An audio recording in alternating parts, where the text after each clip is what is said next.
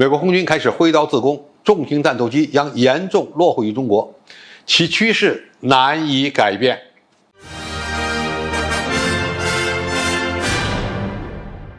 观众朋友，大家好，我是付强少。在任何国家的空军装备序列之中，重型战斗机都是高端资产。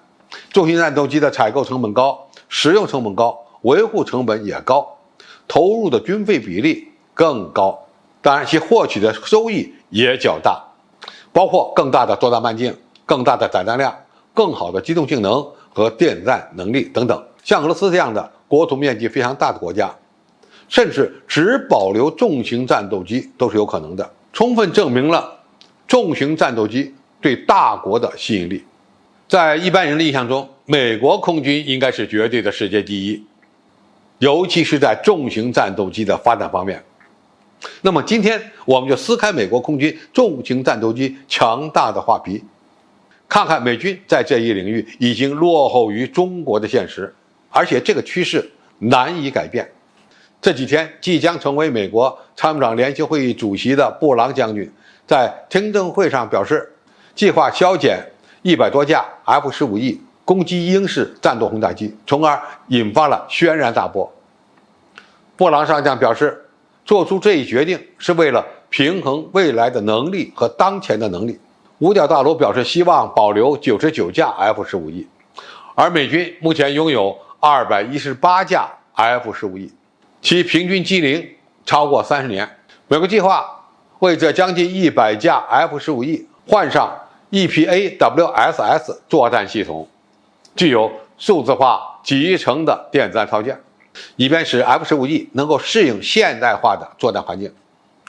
与此同时，美军还计划迅速地剥离其老化的 F-15C、F-15D 制空战斗机，希望在2024财年削减57架。看起来美国人现在是急眼了，不退役老旧的战斗机，就没有钱发展下一代的战斗机，而保留这些老旧战斗机又无法适应现代战争。目前美国军队到底还有多少重型战斗机呢？我们不妨盘点一下。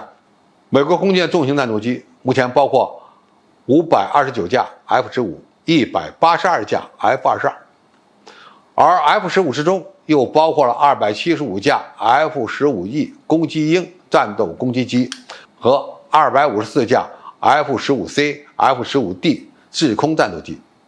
五角大楼目前大概只愿意保留100架左右的 F-15E， 而包括 F-15C、F-15E 战斗机在内的以及其他的 F-15E 都打算退役。而目前计划采购的 F-15EX 只有72架，从2024财年开始每年采购24架。如果再考虑到美军 F-22 也要退役32架左右，那么美国空军的重型战斗机到2023年之前有可能退化到只有150架老旧的 F-22和272架左右的 F-15E 以及 F-15EX， 总数在430架左右。而中国到那个时候会有多少架重型战斗机呢？按照外国媒体的估计，与美国相比多得吓人。美国媒体声称，中国现在就有936架重型战斗机，包括歼11、歼16、歼20以及俄罗斯生产的苏27、苏30和苏35。现在存量比较大的是歼11B， 正在被改造成歼11BG， 还有将近300架的歼16。据估计，歼20的数量也将超过 F-22。到2024年，中国军队所列装的重型战斗机的数量就会突破1000架。这上千架的重型战斗机之中，绝大部分又是歼20、歼16和歼11BG 这样非常先进的机型，这是美国人真比不了的。现在的问题是，为什么中国的重型战斗机会更多呢？其实主要原因还是中国未来所面临的主要威胁来自于太平洋方向，也就是美国的战略轰炸机所带来的威胁。中国如果拥有更多的重型战斗机，那么在未来的潜在冲突中就有更多的机会夺取制空权。这个影响从本质上看就是战略性的。从未来10年的研制和生产情况分析，美国仅能列装部分 F-15EX 鹰击，而中国则将稳步地成为全球唯一大规模列装重型隐身战斗机的国家。所以，美国空军战斗机的存量优势将在不远的将来被中国空军的增量和质量优势所改变。美军未来就只能依靠 F-35隐身战机支撑门面了。而无论是 F-35A、F-35B 还是 F-35C， 都仅仅是中型战斗机。不要忘了，中国还有歼十 C、FC-31这2款中型战机呢。美国空军在中型战斗机领域的优势也将难以保持。